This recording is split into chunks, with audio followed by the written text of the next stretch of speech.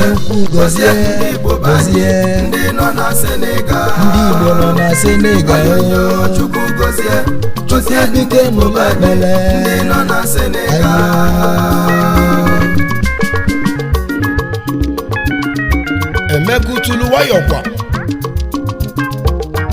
Chukwu biko gozieli m ndị Igbo banyo na Senegal ayịyọ ka mụ na yọ Chukwu biko melibanye ibonye bụ n'obi wejebe na-ejebe wenaba no Senegal Chukwu melibanye ojije efe bụ n'afa n'ụwa onye n'afọ egbu n'afa n'ụwa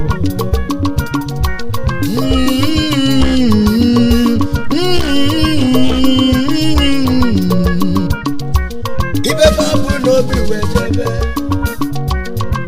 Chukwu melụbanye ibe ba ga-eli ga-abịa leba n'enu ụwa nke ga-elife agbalife ọsọ maka na ọ dịla ofele chacha mmadụ isi obodo nye wee naba obodo ọzọ wee nọdụ inu n'enu wee yaba mmiri ịmalụsio na yalụ n'ụzọ wee lue ya ka m ji yọba Chukwu biko melibenye ibonye bụ n'obi jebe Senegal ayoyo Chukwu Gozie ayoyo Chukwu Gozie Gozie ndị Igbo banye Gozie ndị nọ na Senegal ndị Igbo nọ na Senegal ayoyo Chukwu Gozie ayoyo Gozie ndị Igbo banye ndị nọ na Senegal ayoyo Chukwu Gozie Gozie ndị Igbo banye ndị nọ na Senegal ayoyo Chukwu Gozie Gozie ndị Igbo banye ndị nọ na Senegal ụfọdụ ji moto ebe ya Chukwu Gozie ụfọdụ ji ekule ebe ya ndị nọ na Senegal Chukwuemeka ụgbọ amala ka mụ ji ayoyo Chukwu ebe Gozie amala ka mụ ji banye obodo Senegal Chukwu Gozie eluigwe ayoyo Chukwu Gozie Gozie ndị Igbo banye ndị nọ na Senegal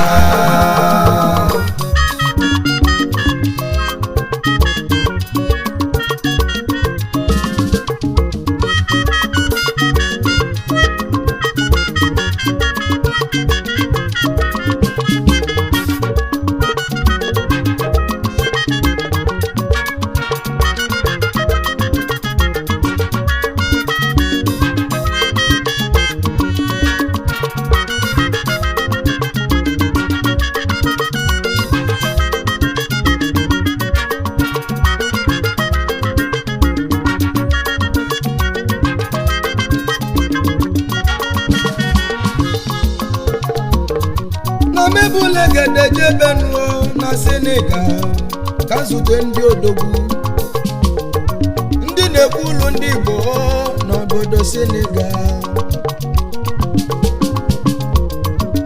ana m Abia steeti wee kwudo n'oke osisi n'ezienụ Chief Chika Chima aka Asoro CEO Ultimate Oil and Gas Osimu Kenelia Oriakụ anọ Rezienu Lolo Jennifer Chema Ọdị ụkọ na mba nwanyị ọma Asoro Holding Nigeria Limited Dealers and the suppliers of kitchen utensils The golden son of St. Cyprian Anglican Church Umojima Ukwu Obuhere ụzọ nke izizi na Mbotu Ukwu isi ala ngwa Founder BOT Chairman Ohangwa Welfare Dakar na Senegal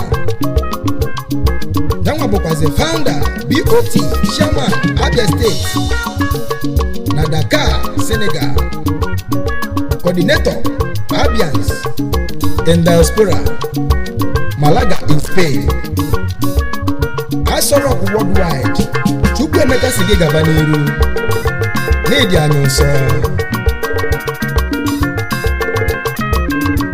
ndị Igbo nọ na Senegal n'afọ abalụba a na-aba n'Umenugwu ịlụzienụ n'Enugwu ịnabazi ya nọ n'ezi agụ wekwudo n'odogwu ojimote mago Chief Hans Ike ọhaneze ndị Igbo na Dakar, Senegal. Onye ọma si ezi agụ wee bịa. Abana Auto Mercedes-Benz, importer and exporter of all kind of motors. Onye ọma na-edi anyị nso na Dakar ka ị nọzi wee na-agba mbọ. Isi m keneli Oliakụ enu Beatrice Uche Chukwu ọmaobi di ya Chukwu gozielu m unu na mebulegede n'abanụ n'Imo steeti yo wekwudo n'odogwu Chief Ụkọchukwu ụzọ agụ na-achị ọchị nke izizi n'ọrụ ahịara ahịa azụ Mbaise, the Chief Lord of Katanga, Mutanga, Chieftains, Chief Executive Officer, Glorious Future International, Sir Manyasimu Kenelia Oliakụ anụ Lolo Ogochukwu ụzọ Ozonga Dizoro 1 Coordinator Asaba Shehu Yaradua Foundation nke dị na Senegal. Onye ọma na-edi anyị mma. Anya baba n'odogwu Ezienu Mr. Shady Ihezie Chief Akahotu 1 N'Ọlụ Founder Isunjaba Solidarity Union Dakar, Senegal. Osimu keneli aloli ano okwu dele Ihezie Ugodia Manyasimu keneli a nwanne ya nwoke maka n'izuka mma na nneji Ezienu Chief Nze Akụatu egwu isi mmiri nke izizi n'isi obishi ife menunu ka m na-ayọ Chukwu mgbe ya be Chukwu goziela imo ndị Igbo niile ndị nọ na Senegal. Ezienu Chief Obioma David Iwuji akonye wetara nke izizi n'isu Founder Ụmụndụgba Progressive Union Dakar, Senegal. Manyasimu kenele ya Lolonyano Chimuche Izdora Iwuji Akudia Ogolimalo Bidia Odikwe Jogwa Gabanu n'iru na Chukwu nọ n'azụ. Abịazie n'obodo Senegal na mmadụ kalela kale ọkwa mmadụ oge ji aga. Chief Ifeanyi Chukwu Daniel aka Udogachi Igwe Han Balist, Member Ọganigwe Club, President Yaino Agwata Progressive Union Dakar, Senegal. The son of Daniel Ikonye Jama Nango Ibuku Agwata Government Area nke dị na Anambra State. Osimu keneli Eloliano Veronica Favor Daniel Ashala Ugo Udogashi Chukwuemeka si inu gaba n'iru maka na Chukwu nọ n'azụ. Nekwanu nnukwu mmanwụ eze nkotonko niile kpuchie. High Chief Gabriel Chimelumma Mba Ikenga 1 nke izizi n'ọbụlọ Oshiọgụ ọnwa nke izizi n'osisi ọma Ngwa Abia State. Ọnwa nke izizi na Nnatọ Ụmụnnochi Local Government Area. eze Chimelụmma nke izizi na Chimelụmma Kingdom, eze Abia na Dakar Senegal. Esimu kenele lolo ino Juliet Ifeyinwa Mba Ugochi Nyelu Onwa, CEO Gabito Global Resources Limited. Long live Chimelụmma Kingdom Worldwide. Ogonogo ndụ na isi ike o. Ọganiru unu ga dịka oke osimiri. Mama Bobaza n'odogwu onye ọma bịa kelio. Honorable Uche Chukwu duru Igbo, His Royal Majesty Eze Onyema, Governor Imo State Assembly Dakar Senegal.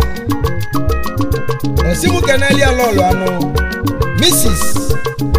Uche Chukwu Joyce duru Igbo. Ife mekwana unu o, asimu unu gaba n'iru na Chukwu kwu unu n'azụ. Nekenu n'ezi oyimo onye ọ ga-adịle mma o. Mr. and Mrs. Ikenna Chibụzọ Nneke nyana Oriakụ Anụ Ebube Obi Nneke, a man with a good heart, CEO Soccer Holiday in Night Club Dakar Senegal. Onye ọma sisi ụga webịa nke dị na Anambra State. Ojichu na-egbukwa n'unu, ọnịnụ na-egbukwa n'unu, okwu nkwulu wee sụọ ọfọ. Mama na-aba n'Imo Steeti yo, udo oyim. Rezienụ Mr. and Mrs. Chukwuemeka Frank Mwigwe, Managing Director Marco DM Finance. Onye ọma sisi mba anọ Ụmụleke Ehime nke dị n'Imo Steeti webịa. Osimu keneli alọlụ anụ Fataufa Senegal, importer and exporter. Onye ọcha bịara ụwa n'oji na musi unu gaba n'elu. Chukwu biko gozieli m ndị Igbo banye na Senegal. Ibebe bụ n'obi wee jebe, Chukwu biko melebanye. Ayoyo Chukwu gozie, ayoyo Chukwu gozie, gozie ndị Igbo banye ndị nọ na Senegal. Ibebe bụ n'obi Chukwu melebanye. Ayoyo Chukwu gozie, gozie ndị Igbo banye ndị nọ na Senegal. Anyị ekenebe Chief Bernard Moses Ọtụtụobie Gizizi na Ngwaland, Palace Chairman Odonko Kingdom, President anyị na General Blessed Committee of Friends, Chairman BM and the Glad Enterprises Limited. Osimu kenelia Oriakụ Anụ Lady Mrs. Bernard Moses Ugo nwanyị ọpụta obi n'iru ka anyị ga na-aga maka n'iru ugonze. Anyị ekenebezie Chief Chijioke Paul Uzezie Nnanyelugo 1 nke izizi n'Ọlụ, Nnanyelugo 1 n'Ụmụlọlụ Kingdom, the second Chief Lord and the Warlord of Katanga Mutanga, aka Igbo Brothers International, CEO WMWW Music DK. Anasimu kenelia Oriakụ Nyamulọl Blessed Uzezie ọnụ na-eze obi ya. Chukwuemeka ekenebe unu. Anyị ekenebezienu Chief Azilolo Kingsley Obi Abushi agbanwe dike Omeka nna ya izizi Ekwedusu Oshi, Yona President Blessed Committee of Friends Dakar, President General Umunoshi Progressive Union Dakar. Esi kenelia Oriakụ ya Amaka Cynthia agbanwe dike Ado Igbo. Unu ga-adị ka echi ada akọ n'Igbo.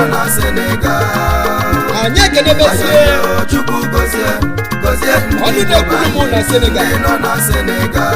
Mr. Iwuze Uche Nelson Chukwu gozie aka ndị Igbo be anyị ndị nọ na Uche Senegal. Mbaye na Dakar enyi udo ka mma na Dakar Senegal Elda ụmụbieyi na Dakar Senegal founder Chukwu gozie Dakar Fiona Igbo be anyị ndị na nọ Dakar na Senegal onye ọmasị achị Igbo gozie ndị Igbo be anyị na Mbaitoolu Imo steeti ebia o wee sị m kenebere ọlịa gozie ndị Igbo be anyị Mrs. Iwuze nọ na Senegal. Mary Blessing ọ ga-adị mma Chukwu gozie ndị Igbo be anyị ndị nọ na Senegal. Uchechukwu si kenele ya ezigbote nne ya nụ Chukwu gozie ndị Igbo be Mr. anyị Iwuze ndị nọ Eugene na Senegal. aja Chukwu gozie ndị Igbo be anyị ndị nọ adị na na anyị ekene ya ọsị m kenebezie nwanne ya nwoke Mr. Oshigwu ndị nọ na Senegal. CEO Zanta Cosmetics Nigeria Limited gozie ndị Igbo be anyị ndị nọ na Senegal. Uchechukwu si kenebele ya nụ Mr. Collins Chukwukere Oshigwu ndị nọ na Senegal. a godfather London based Chukwu gozie ndị Igbo be anyị ọsị m kenebele ya Dr. Frank Chima Lawrence onye isi ala Igbo na Chibieri na Mbaitoolu na Senegal. memba na Dakar founder na Senegal ndị Igbo be anyị ife mekwana nọ unu na Senegal. ojiji na-egbu n'ụlọ n'ụlọ egbu n'ụlọ Chukwu gozie ndị ya bụzi Igbo be ayo nna anyị ya Chukwu ndị nọ na Senegal. anyị ekenebezienụ Mr. Chukwu gozie Stephen Ike Ọka Igbo be anyị ndị nọ na Senegal. onye ọmasị Egwedu na Njaba local government area Igbo be anyị ndị nọ na Senegal. ọsị m kenebele ya lọọlị anụ ọjọ Ugo Chief gozie ndị Igbo be anyị ndị nọ na Akụkwesịrị Senegal. nke izizi n'ọlụ Njaba cabinet Chukwu gozie Chief gozie ndị Igbo be na Dakar anyị Senegal ndị nọ na Senegal. ife menụ n'ụka mụ na Chukwu gozie ife menụ gozie ndị Igbo be anyị ndị nọ na Senegal.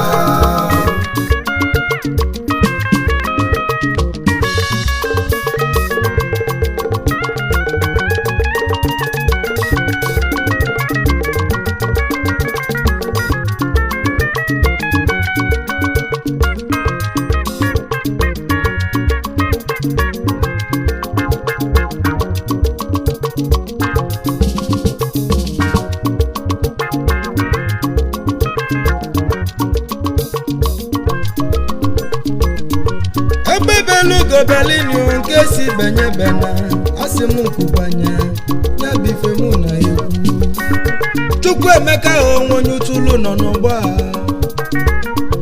ka nke n'oyi m onye ọ ga-adịle mma nenu Chief Lucky Nwanebu na Dakar Senegal agụji egbe nke izizi n'Odonko Kingdom importer and the exporter baby swear na Amazon na Njaba local government area Osimu kenebele aloli ano Precious Obum neke Nwanebu ife mekwa n'unu o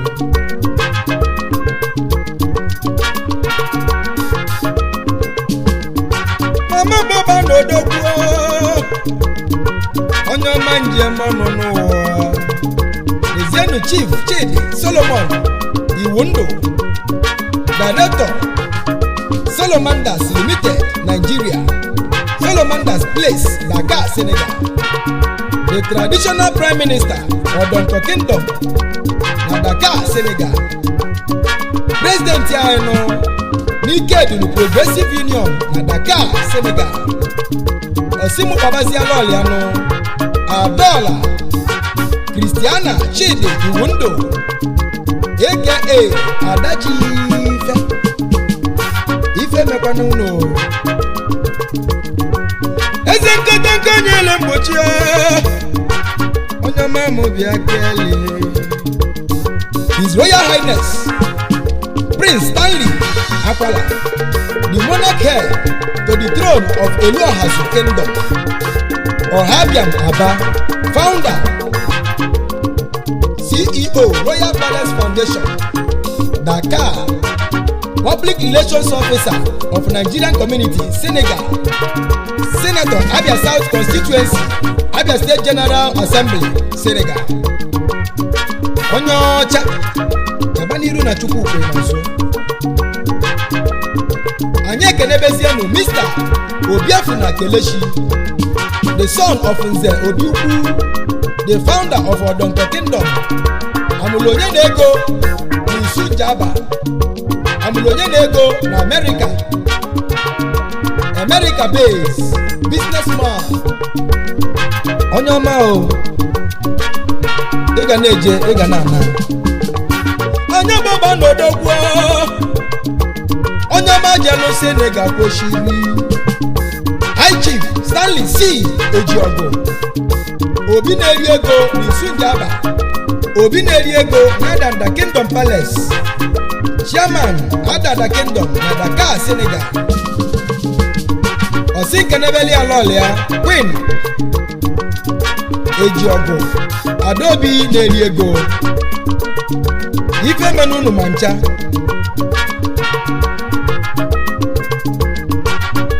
Eze imo ni sosibe o. Eze nkotoko nyele mkpuchi onuwa o.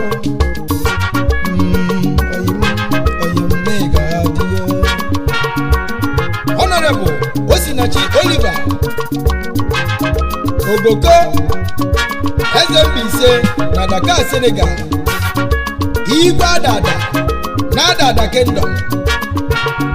Yana Oliakuya Lady Amalachi Vivian Ogoko, Women Leader Mbise Improvement Union, Dakar, Senegal. First Lady Akuchi Nyalu Age Grade.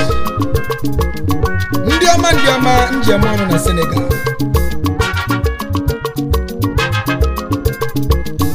Na mebule gedeke nebe n'odogbo na n'ụwa. Mr. Chukwuemeka Chukwu n'obodo, aka Chief Omiyi Ukwu First and the Second na Nara Onateze. Osimu Kenelia Oliakuanu, Sonita Emeka Chukwu n'obodo, Onyoma na Liberia. Former Financial Secretary, Enugu Progressive Union, Dakar. President, General Success Friends Club, Dakar, Senegal. Managing Director, Emison Hotel, Asaba.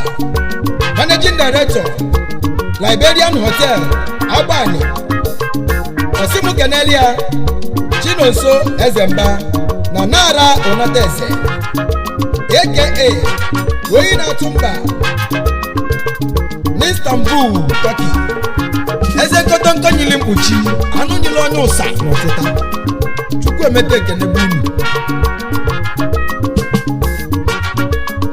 Anya babazienu Chief Chinenye C.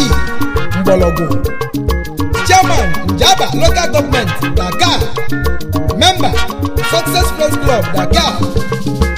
Akunetubu ilo Chief Wachinemere Odonko Kingdom. Esimu Keneli Alolia Immaculate Chinenye. Ndị ọmasị ụmụaka Obi Nwanne na Njaba Local Government Area nke dị n'Imo State wee bịa. Ife menunu anyị ekenebe Chief Modestus Mbadiwe Ndo.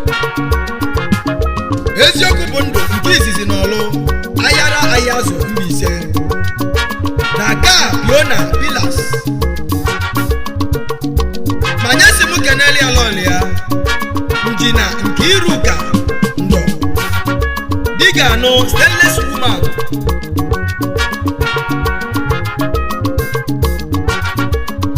Ndị ọma ife menunu n'ụwa. Anyị ekenebe Honorable Kingsley Ostadimma Akunesi Obike, Amalord of Katanga, Mutanga, CEO, Kingston Multi Service, Western ACN Cookery and the Old English Classic Collection. Ezi nwa si awa mama wee bịa. Osimu keneli alọlị ya. Dennis Ebube akụnesi obi ike. Manyasi mụ keneli ụmụ ya ndị nwoke. Master Clinton Ostadimma Junior akụnesi obi ike. Ya na nwanne ya Master Nelson Obinna akụnesi obi ike. Ogologo ndụ ga-akpụ n'ilu ya bụ okwu mkpụrụsi ọfọ. Anyị ekenebezie High Chief Bereme Oshendo Chinemere ọgbapụrụ mmiri na desert n'ọdọ nke Kingdom oji mmiri eme ọgọ onye ọcha bịala ụwa n'oji ị ga-adị ka echi na echi a na-agwụ agwụ. Anyị ekenebezie Mr. John Atike Okechukwu onye ọmasị Anaku Ogbe na Aya Melum Local Government Area wee bịa. Igbo atụ egwu nke izizi n'Igbo land, the Amobiara of Great Earthquake na Dakar, Senegal.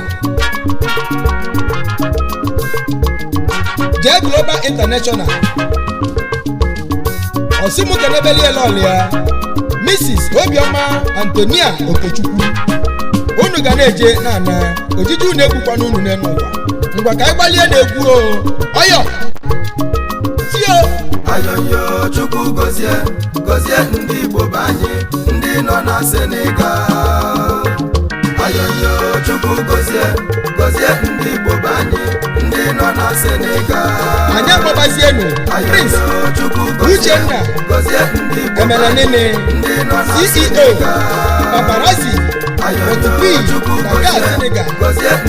Vice President Mbike Solidarity Forum Dakar, Senegal. Unu dị anyị mmanụ anyị ekedebezia Mr. Uchechukwu Uzozie aka Ashman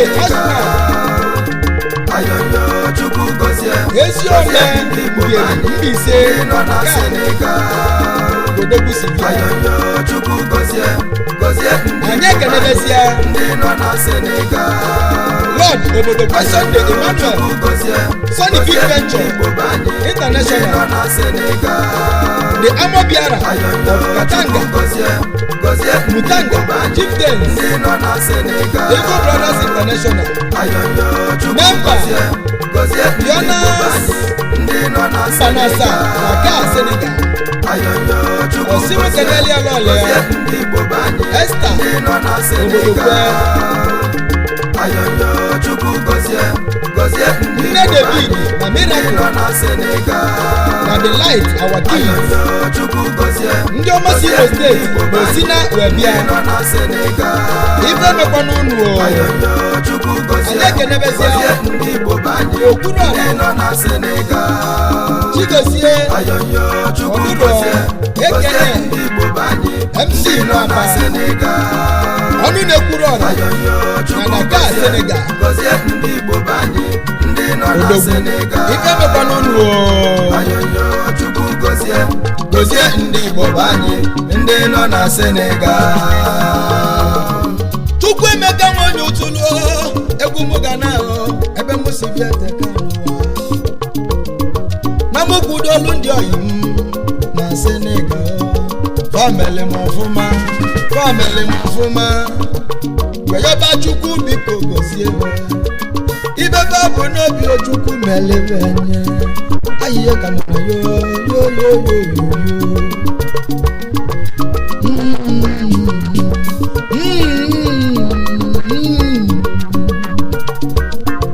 ebele ka mụ nebe Chukwu gozielu ụmụ ndị Igbo na Senegal.